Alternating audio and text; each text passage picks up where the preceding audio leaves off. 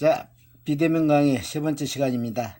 이 앞 시간에는 산업 독성학에 대한 정의에 대해서 이야기를 했고요. 이번 시간에는 지속기간에 의한, 독성에 대한 지속기간에 의한 분류, 즉 급성 독성과 만성 독성, 그리고 아만성 독성에 대해서 먼저 이야기를 해보겠습니다. 자, 그 중에 첫 번째 급성 독성이라는 것은 대부분 이제 반복적으로 투여를 했을 때 일어날 수 있는 독성 작용을 이야기하는 겁니다. 자, 여기서 반복적이라는 것은 대부분 뭡니까? 4시간 동안에 흡입에 의해서 노출시켰을 때에 나타나는 유해 영향을 의미하는 겁니다. 그래서 급성 독성은 대부분 이제 독작용은 가역적으로 나타나기 때문에 수일 또는 수주간에 지속될 수도 있는 그런 급성 독성입니다. 그래서 또 만성 독성은 장기간 동안 투여를 했을 때에 보통 3개월 이상의 투여를 했을 때 일어날 수 있는 독성 작용입니다. 그래서 이때 그 독성 작용은 독 작용에 비가역적으로 나타나는 경우가 많습니다. 그러나 만약 잠복기가 4주 이내이면은 지연성 급성 독성이라고도 합니다. 그래서 주로 급성 독성은 가역적이고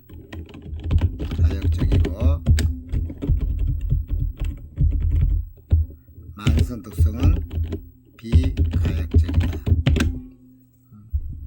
그래서 대부분 이제 가역적이라는 것은 우리가 물질의 상태가 한번 바뀐 다음에 본래의 상태로 돌아갈 수 있는 것들을 말하는 거죠. 비가역적이라는 것은 돌아갈 수 없는 성격을 띈 것들입니다. 그래서 예를 들어서 기체의 확산이라든지 아니면 열의 이동이라든지 이런 것도 하나의 비가역적인 게 되겠죠.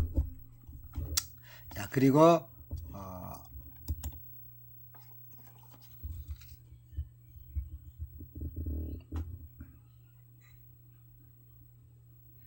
자, 아만성 독성을 한번 보겠습니다. 아만성 독성은 독성 물질을 1일 이상 아니면은 3개월 미만의 투여 기간에서 연속적으로 투여를 했을 때 나타나는 독성 작용을 말합니다. 그래서 최근에는 아만성 독성을 우리가 가리키는 어떤 투여 기간의 범위가 너무 넓어서 정확한 투여 기간을 아예 제시하는 경우가 많습니다. 자, 그리고 작용 부위에 의한 분류를 한번 보겠습니다. 자, 독성 물질 생체 영향을 나타내는 작용 부위에 의해서 국소 독성과 전신 독성이 있습니다. 자, 그러면은 국소 독성이라는 것은 뭐 독성 물질의 예를 들어서 노출된 생체 부위에서 독성이 나타나는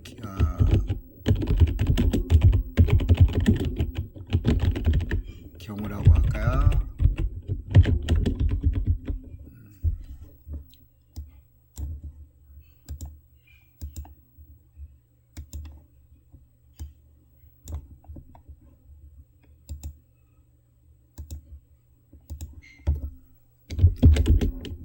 자, 전신 독성은 독성 물질에 노출된 생체 부위를 통해서 예를 들어서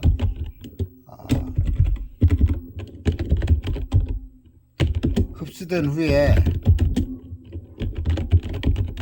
혈관을 통해서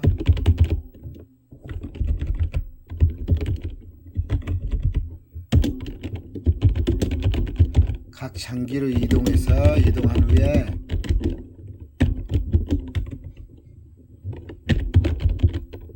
표적 장기에서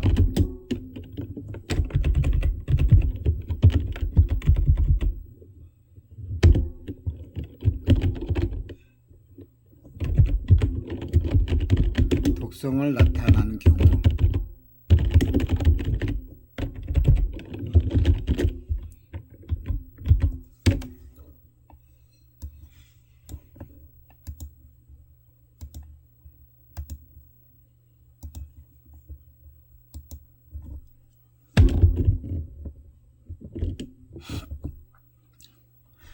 자, 생체에 대한 독성물질 작용 부위는 중복될 수 있다라고 해놨습니다. 그래서 예를 들어서 국소나 전신작용 모두 나타낼 수 있기 때문에 경우에 따라서는 분류가 쉽지 않을 수도 있는데, 예를 들어서 이제 곰팡이 같은 거 독소인, 이것을 한번 해볼까요?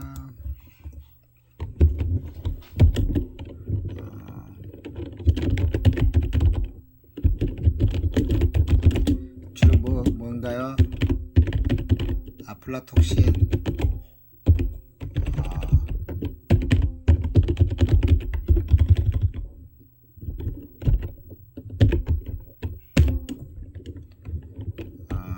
특히 아플라톡신 비온 같은 거는 간장의 암을 일으키는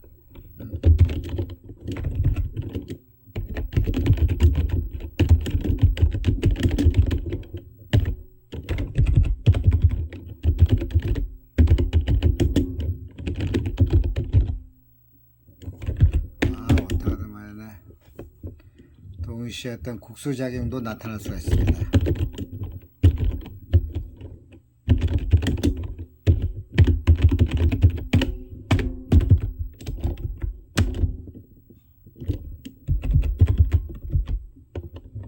또 뭐 크레졸 같은 거,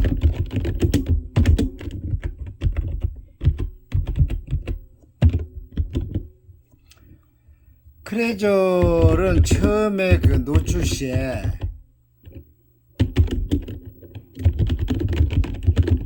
극소 작용을 나타내기도 하지만은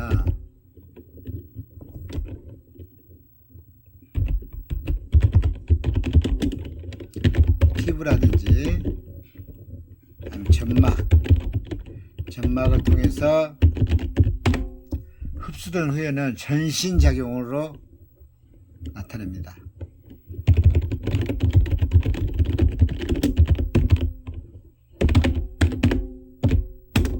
네.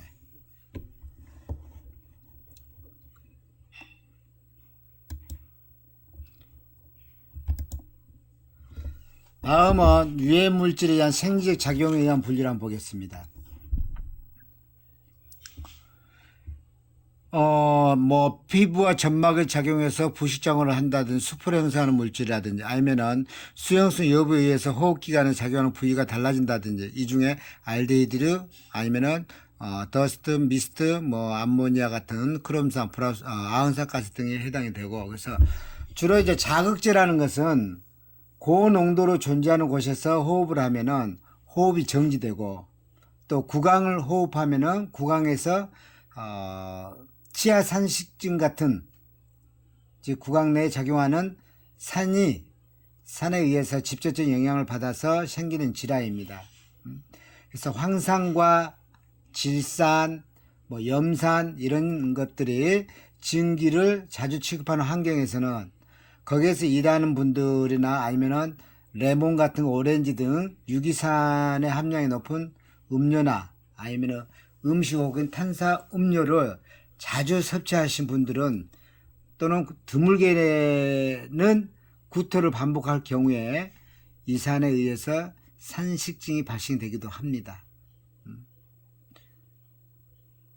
또 예를 들어서 이제 눈에 들어가게 되면 결막염이 생길 수도 있죠. 그래서 주로 외부에서 감싸는 점막 조직으로서의 안구와 안검을 결합하는 결막의 염증이 발생한 것을 의미합니다. 그래서 그 대표적인 원인을 보면은 세균, 아니면은 글라미디아, 바이러스, 리케차, 진균, 뭐 자외선, 또는 먼지, 아토피 같은 거, 기생충 등이 있습니다. 그래서 그 원인에 따라서 세균성 결막염이라든지 아니면은 바이러스 결막염, 알레르기성 결막염, 아니면 단순 포진 바이러스 결막염, 뭐 그 외에도 임질 구균성 결막염 등으로 나눌 수도 있습니다. 그래서 각막이 손상되고 부종이 생기고 여러 염증 세포들이 모이면서 염증 반응을 일으키는 상태를 우리가 각막염이라고 하죠. 그래서 안구를 부식시키게 됩니다. 다음은 상기도 점막과 호흡기관지에 작용하는 자극제에는 물에 대한 용해도가 중증 정도인 물질이다. 그래서 여기에 보니까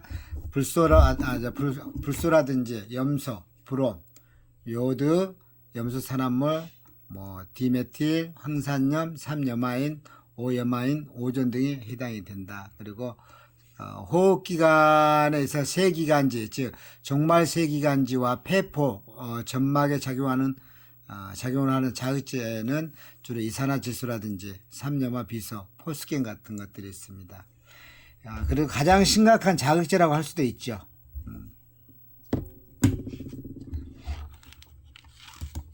자, 질식제.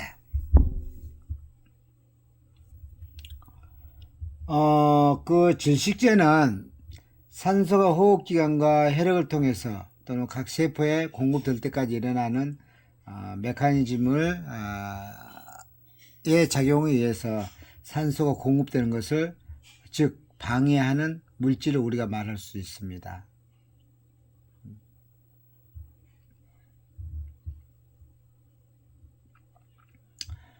그래서 이제 단순 질식제라는 것은 산소 부족 현상이 이제 발생하는 물질이죠. 그래서 이산화질소 등과 같은 가스가 흡입되는 공기에 의해서 다량으로 함유 됨으로 인해서 나타날 수 있는 것입니다. 그래서 여기에는 주로 뭐가 있냐면은 수소나 헬륨, 탄산가스, 질소, 에탄, 메탄, 아산화질소 등과 같은 것들이 있다라고 봐주시면 되겠고요. 화학질 질식제는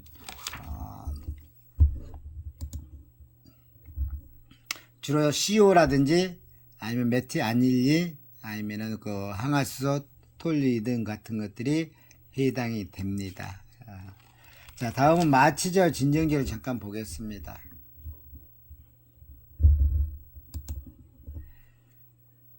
자, 마취제와 진정제를 보니까 뇌순환 혈관에 존재하면서 농도에 비례하여 중추신경작용을 억제하는 작용을 하는 물질이다라고 합니다. 그래서 이거는 이제 전신 중독을 일으키지 않고 단순한 어떤 마취작용을 나타내고 각종 유기화합물이 띠기에 여기에 해당된다라고 보시면 되겠습니다. 그래서 밑에 종류가 좀 있는데요. 참고로 봐주시면 될 것 같습니다. 다음은 자, 전신중독제. 전신중독제라는 것은 독성물질 체내에 흡수되고 또는 그 독성물질 혈관을 통해서 각 장기 표적에 분포된 후에 독성작용을 나타내는 물질들입니다. 그래서 전신 독성을 나타내는 화학물질은 작용 부위에 따라서 간장 장애물질, 신장 장애물질, 조혈 장애물질, 신경 장애물질 등이 있습니다. 그래서 그건 뒤에서 이제 세부적으로 나열을 해놨습니다.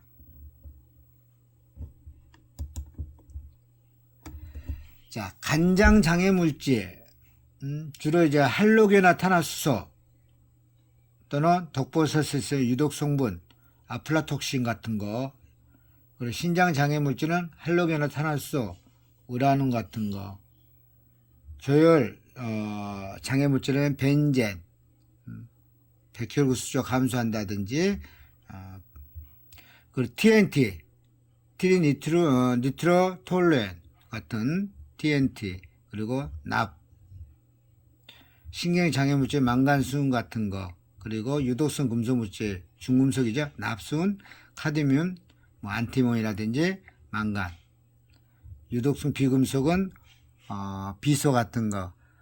비소 화물은 예전에 궁중에서 그 독사라는 데 많이 이용한 그런 물질 중에 하나죠. 그러면 잠깐 우리가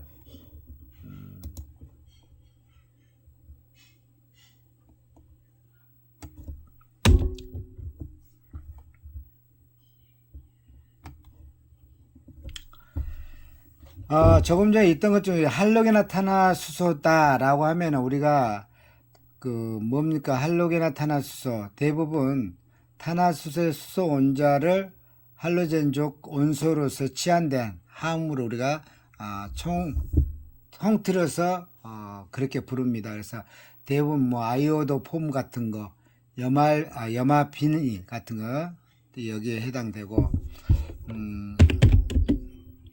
우라늄이 뭡니까? 우라늄.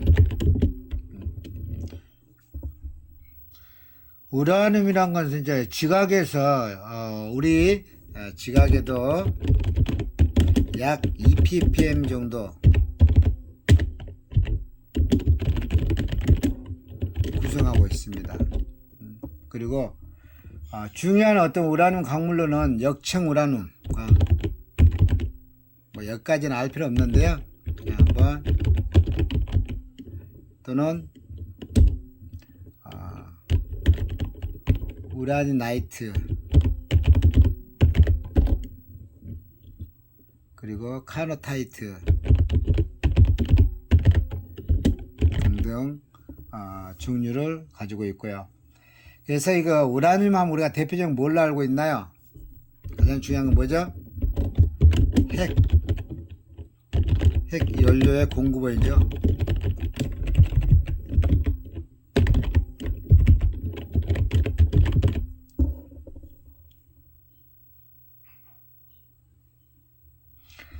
하나 더, 벤젠.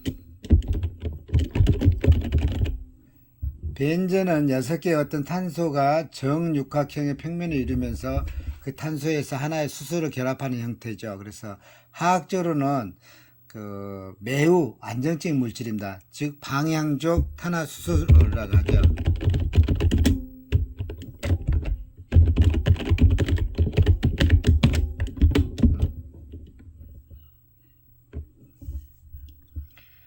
그래서 벤젠은 이제 대부분 휘발성 용매로서 우리 그 사업체에 보면 많이 사용하고, 예전에는 뭘로도 사용했냐면 세척제로도 사용했습니다.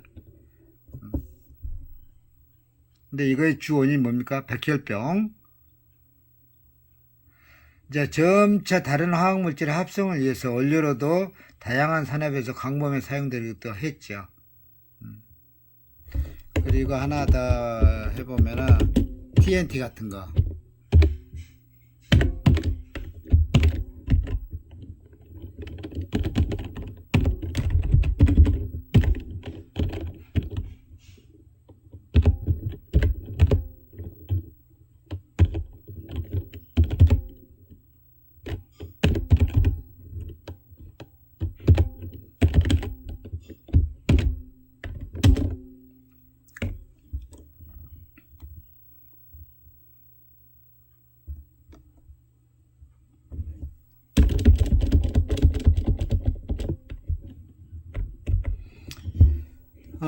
TNT는 우리 인체 보면 간장장애라든지 간장애 그리고 재생 불능성 빈혈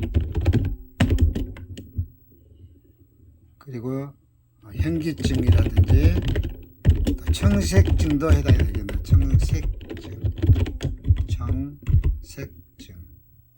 청색증은 뭡니까? 그 피부하고 어떤 점막이 푸른색을 띠는 것을 이야기하는 거죠. 그리고 뭐 두통이라든지 구역질 같은 거, 헛구역질 같은 거, 그리고 안면이 창백증 이렇게 나타날 수가 있습니다. 자, 뒤에 안티몬 같은 거는 뒤에 한번 그림으로 보여드릴게요. 자, 이거 안티몬입니다. 예쁘죠?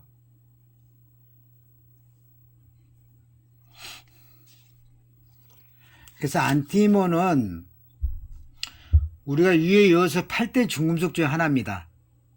뭐 안티몬 또는 안티몬이라고도 하죠. 뭐 주기율표에 보면은 15족 모죽에 속하는 원소죠. 영문으로 SB라고 하기도 하고. 그래서 안티몬이라는 이름은 희한색이 다른 강물에 비해서 산출되는 경우가 많다 해서 홀로 존재하지 않는다고 해서 이렇게 안티몬이라고 이름 붙여진 거죠. 그래서 옛날에는 이 안티몬이 이제 승려들이 한센병 같은 치료제로도 사용하고 한 적이 있습니다. 또 우리 실생활 속에 보면은 대부분 이제 안티몬이 보호용 도금이라든지 반도체에서 또는 의약품 아니면 페인트 그 내부에 있는 혼합되어 있는 물질 활자 합금이라든지 축전지용 그 극판 같은 데에서도 많이 사용하고 있습니다. 뒤에서 한번 해줄까요?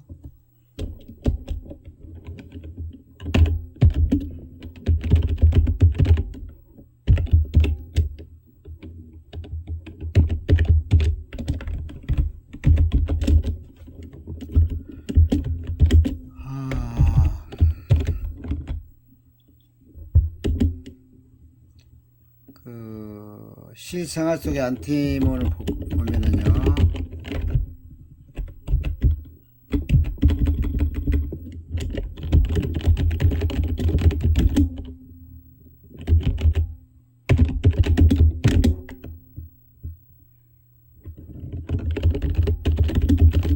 도금이라든지 반도체, 의약품, 그리고 페인트 내부 혼합 물질 중 하나, 활자, 합금, 그리고 축전조 극판, 그리고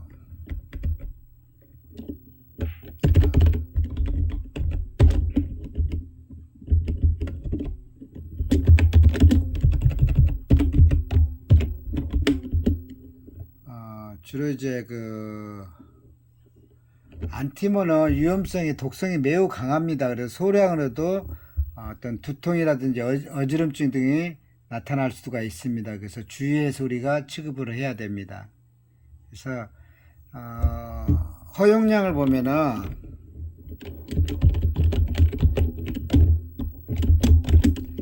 그 세계 WHO에서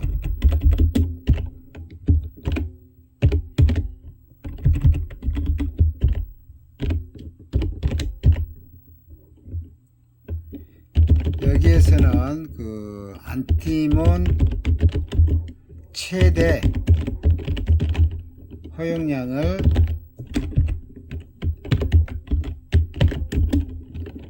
식수에 의해서 1리터당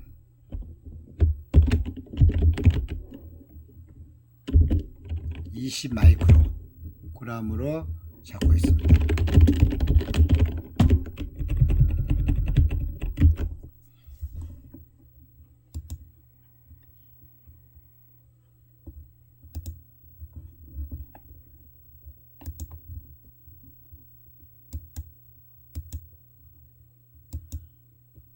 어디 갔나? 단연 기어.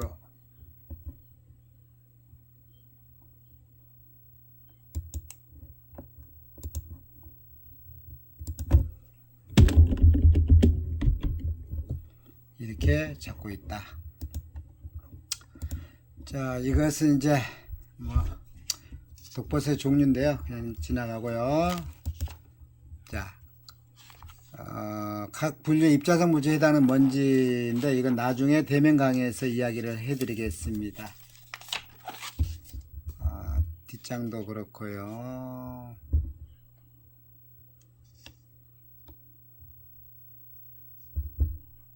여기도 대면 강의, 여기도 대면 강의에서 해드릴게요.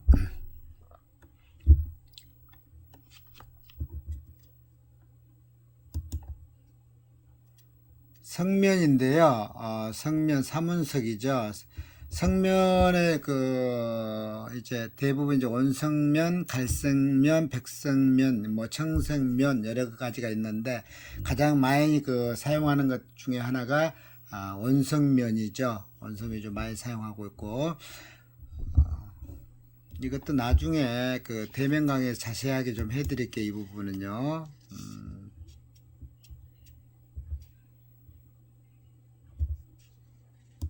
유해 물질에 한번 보고 이쪽이 좀 간략하게 하고요.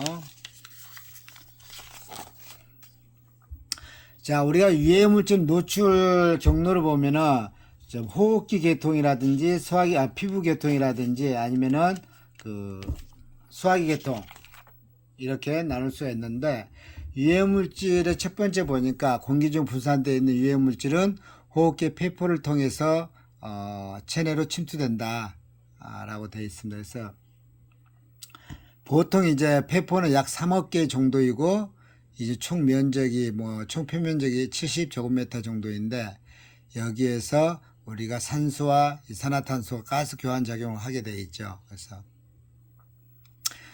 또 입자상 물질은 이제 크기에 따라서 좀 다르지만은 폐포에 도달해서 영향을 준 입자의 크기는 0.5에서 5.0 마이크로메타, 즉 흡입성이 아닌 호흡성 분진을 이야기하는 거죠. 그래서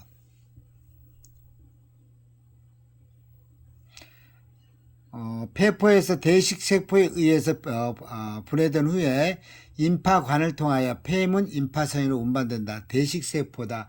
그래서 모든 우리 체내에 보면은 모든 조직이 분포하고 면역을 담당하는 그런 세포죠. 그래서 침입한 세균 등을 잡아서 소화한다든지 그에 해당하는 어떤 면역 정보를 림프구에 전달하는 역할을 한다든지 이런 것들이 있습니다. 그래서 주로 호흡기. 다음은 피부를 보겠습니다.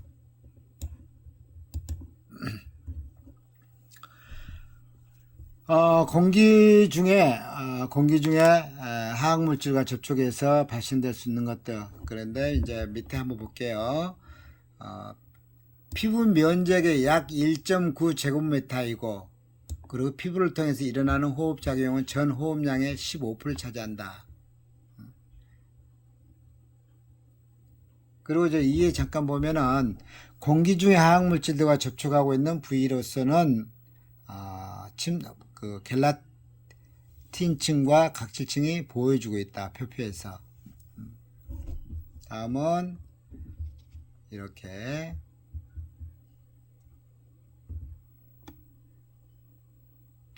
자, 소화기에 의한 노출을 한번 보겠습니다.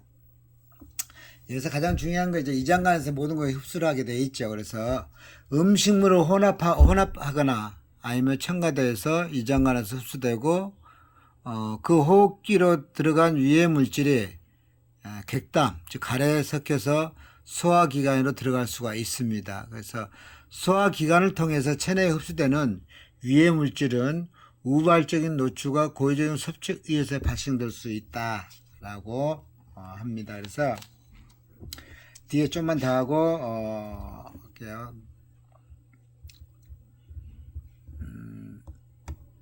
여기에 보면은 유해 물질의 독성을 결정하는 인자가 있습니다. 주로 이제 인체에 침입하는 침입 경로라든지 아니면은 물리화학적 성상이라든지 노출의 농도라든지 노출 시간, 개인의 감수성이라든지 기상 조건이라든지 여러 가지가 있을 수가 있습니다. 자, 새우젓 풀어놨고, 자, 여기서부터 보면은 첫 번째 유해물질 독성을 결정하는 인자 7가지 중에 첫 번째 인체내 침입 경로입니다. 대부분은 이제 호흡기나 피부를 통해서 흡수되죠. 그리고 어떤 복강주사를 통해서 침투된 화학물질은 간장으로 들어가서 대사작용을 통해 가지고 혈관을 통해서 각 기관 세포로 분포되는 것이 이제 인체내 침입 경로고, 두 번째로는 유해 물질은 물리화학적 성상입니다. 답은 한번 볼까요? 약산성 물질은 강산성 조건에서 비이온화 형태로 많이 존재한다. 그리고 약알칼리성 물질은 강알칼리성 조건에서 비이온화 형태로 많이 존재하기 때문에 이장간의 산성 상태에 따라서 흡수 정도가 크게 변할 수가 있다. 세 번째 노출 농도를 보겠습니다. 노출된 화학물질 농도가 높으면 독성이 증가하는 거 당연하겠죠. 단순한 비례관계는 아니다라는 거고, 그리고 화학물질은 낮은 농도로 장기간 노출되면 만성 중독, 여기는 화학물질 농도가 높으면 독성이 증가한다. 자, 만성 중독을 일으키게 되고 낮은 농도에서는 독성 작용이 없는, 즉 화학물질도 높은 농도에서는 급성 중독을 일으킬 수 있다. 자, 여기서 급성 중독도 일으킬 수 있다라고 합니다. 다음은 노출 시간입니다. 노출 시간은 이제 분포와 배설에 의해서 회복될 수 있는 시간이 없어서 계속 축적되기 때문이다라고 하버 법칙에 따르면 단시간 노출되어 있을 때 유해물질의 지수는 유해물질의 농도와 아니면 노출 시간을 곱으로 계산해서 하는 노출 시간이고, 감수성 그리고 주로 이제 연령이라든지 성별이라든지 습관 아니면 민족의 열에 따라서 질병 유무도 중요한 요인 중 하나지만은, 그래서 동일 민족의 경우에도 선천적인 체질에 따라서 즉 감수성이 크게 달라진다라고 합니다. 작업의 강도입니다.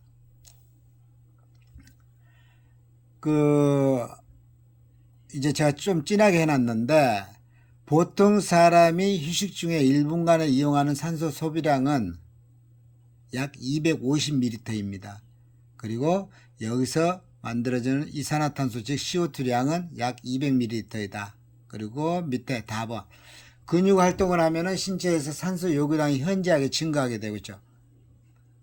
그래서 이거 증가하기 때문에 CO2 생성량도 어때요? 이에 따라서 같이 증가해서 신체 각 기능이 필요하게 됩니다. 필요도 그래서 빨리 온 거예요. 그래서 화학물질의 독성은 체내로 침투된 경로라든지 매우 밀접한 관계를 가지고 있다고 보시면 돼요.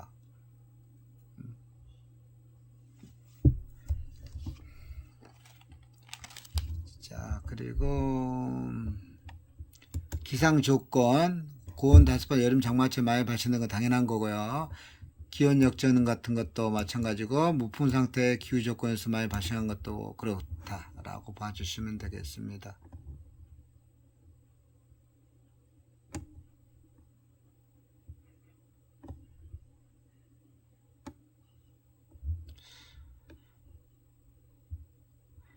자, 여기까지 하고요. 다음에는 대면에서 뵙고 다시 설명을 드리겠습니다. 예, 좀 빨랐는데